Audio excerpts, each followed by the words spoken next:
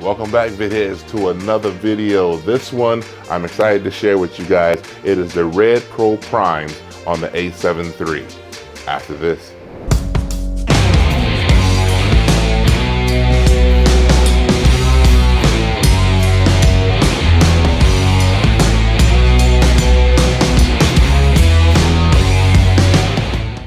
Welcome back, Vitheads. Yes, the Red Pro Primes. This is a 50mm Red Pro Prime T1.8. And I also have with me the Red Pro Prime 35mm T1.8. Now, there's a few things we need to discuss when dealing with these primes and adapting them to the A7III. I actually use a Photodiox adapter. Basically, it's APL mount to E mount, and very inexpensive. You can get these for by about $100 on Amazon.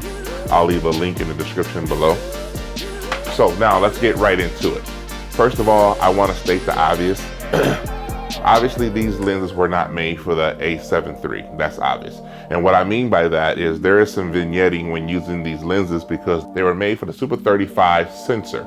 And so with that being said, there's a little bit of a drawback. You have to punch in. But that's what's so awesome about the A7III, that it's able to punch in just enough so you can get rid of the vignetting. You don't have to actually go all the way into the Super 35 mode.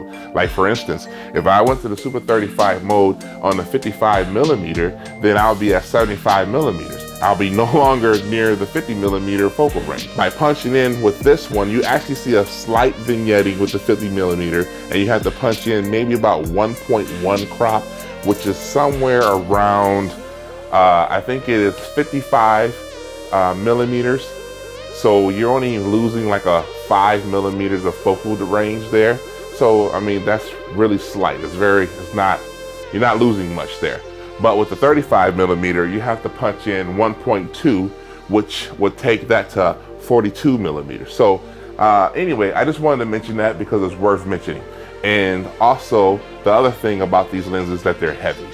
The 35mm is 6.1 pounds. The 50mm is 4.5 pounds, just in case you were wondering. So now that we got the cons out of the way, let's talk about the pluses. And instead of talking about the pluses, let me roll some footage for you so you can see what it looks like on the A7III.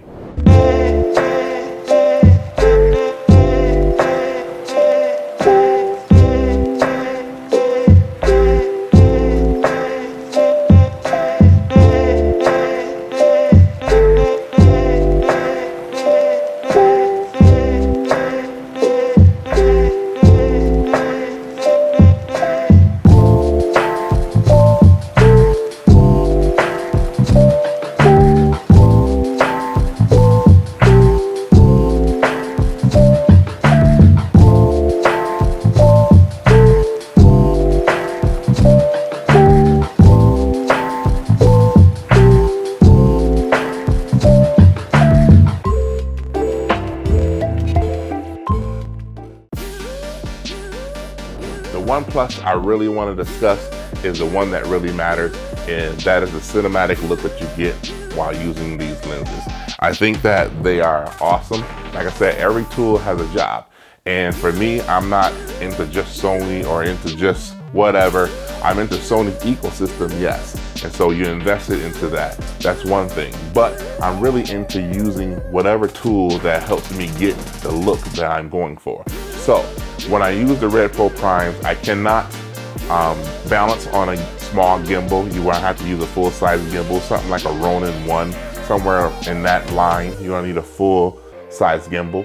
But with all that being said, you can get a great look out of these lenses using your A7III.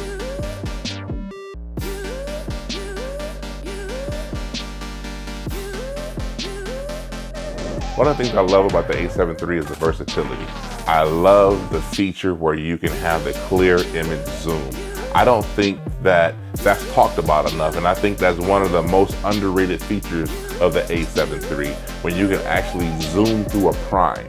So you can take a prime and you can have different focal ranges within the one prime. So you're getting the best of both worlds. And so when you can use a prime and then you can actually zoom through the prime.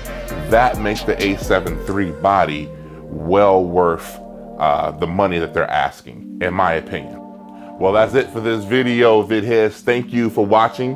I don't want to keep you too long. This is your big brother, Aaron Jones. I got your back. So make sure that you subscribe if you haven't already. Follow me on the social media. And hey, I got more LUTs coming out. I'm going to be dropping them on you guys. Make sure you hit that little baby bell.